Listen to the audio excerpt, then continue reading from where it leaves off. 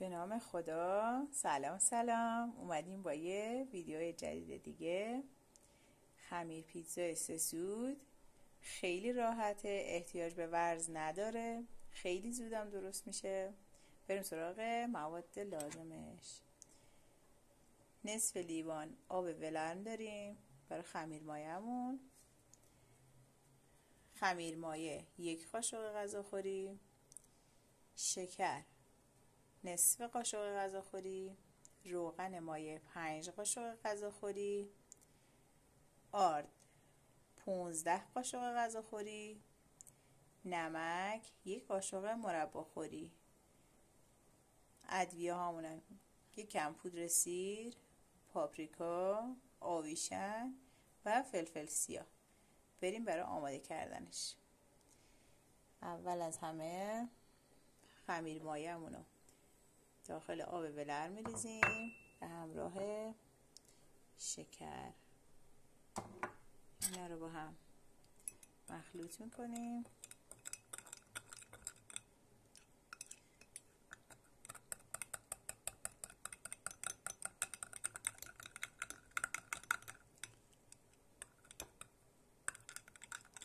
میذاریم یه جای گرم 5 دقیقه بمونه تا خمیر مایه‌مون عمل بیاد.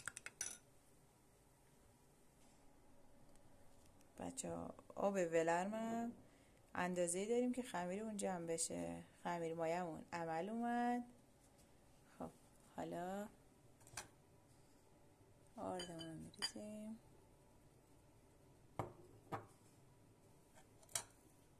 نمکمون هم میریزیم. روغن،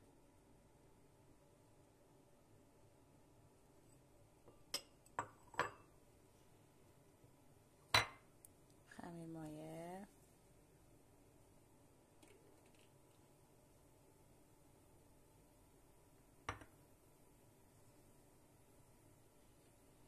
خب حالا 1 کوچولو هم ادویه، کم پودر سیر،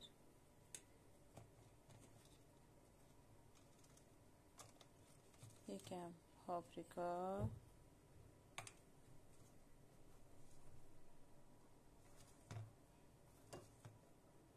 یک کوچولو خیلی کم آویشن و یک کمی هم فلفل سیاه.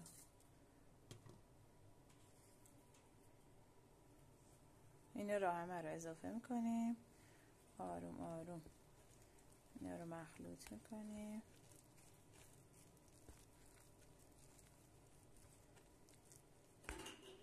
کم کم آبمون رو اضافه میکنیم.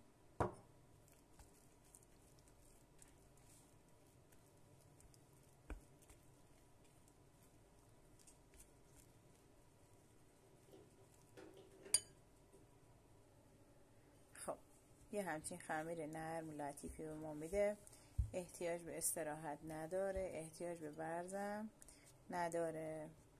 بریم با باقی مراحل رو ببینیم. بچه خمیرمون این شکلی شد. قالب من قالب 20 سانته. خمیرمون رو باز میکنیم تو قالب. اون اصلا ورز نمیخواد، استراحت هم نمیخواد. مواد داخلش هم سلیقه‌ایه. اول یه ذره سس کچاپ میریزیم.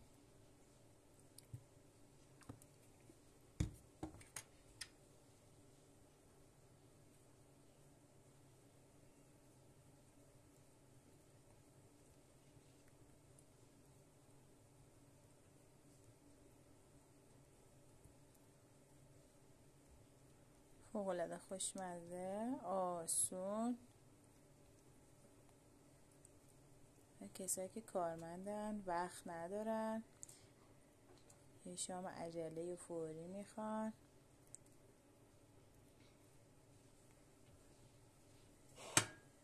خب حالا یه مقدار پنیر میریزیم. حتما پنیر زیرش داشته باشه که کشدار باشه.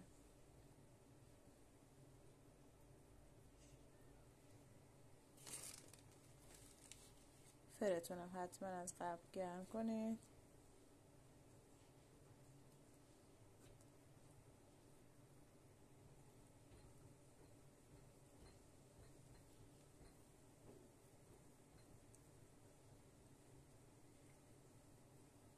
پپرونی، دودی، هرچی خواستین سلیقه‌ایه.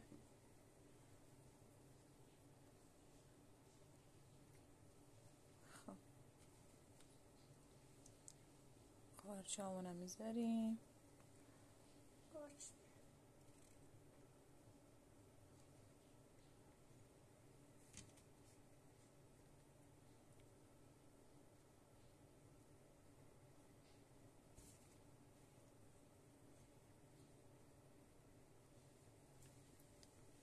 خب اینم از قارچامون. یک کوچولو فلفل دلمه، چون هم خیلی زیبا میشه هم خوشمزه.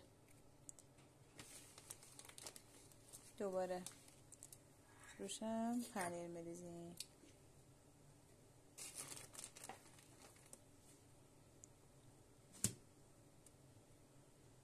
تو فر 180 درجه یه تا موقعی که روش طلایی بشه. اگه طلایی نشد احیانا 5 دقیقه گریلتون رو روشن کنید تا روشم طلایی بشه. بچه‌ها این خمیر رو داخل قابلمه روی گازم میتونید آماده کنید. فقط باید یه قابلمه‌ای باشه که خط و خش نداشته باشه، خمیر بهش نچسبه.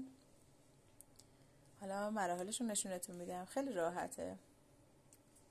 راستی بچه‌ها برای اینکه پنیرتون کش بیاد میتونید روشو آب اسپری کنید. یکی از قلقای پیتزا که هیچو بهتون نمیگن. خب بچه‌ها باقی خمیرمون رو توی قابلمه میخوایم درست کنیم. برای کسایی که فر ندارن و فکر میکنن خیلی سخته، نمیتونن این کارو کنن، باقی خمیر رو تو قابلمه که نچسب باشه بازش میکنیم. خب دوباره همون مراحل رو برای همینم انجام میدیم. خیلی راحته. حتما شعله پخش کن بذارین. حتما از یه رو قبل زیر شعله پخش کنتون روشن باشه. تقریبا نیم ساعت طول میکشه، زمان میبره تا پیتزا داخل قابلمه آماده شه. هر وقت دورش طلایی شد خمیرتون آماده است. بازم پنیر میریزیم.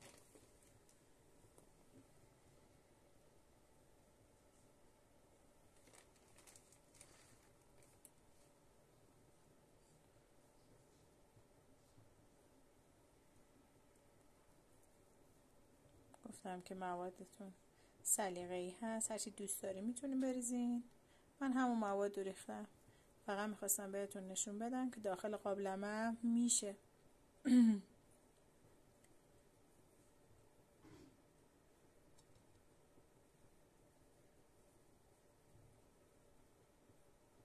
برای کسایی که فر ندارن فکر میکنن نمیتونن تو خونه پیتزا درست کنن، حتما باید فر باشه. اینجوری نیست. قارچمونم میریزیم. فوق‌العاده خمیرش راحته.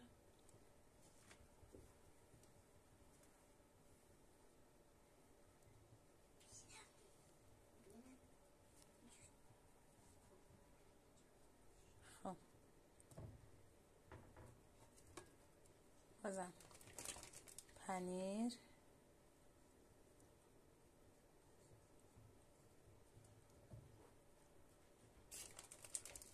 حتما قابلمه باید نچسب باشه بچه‌ها، خط و خش نداشته باشه چون خمیرش میچسبه. و در آخرم که گفتیم فوتش چی بود؟ آب اسپری میکنیم روش. یک کوچولو هم میتونی پودر آویشن بریزین روش که خیلی خوش عطرش میکنه.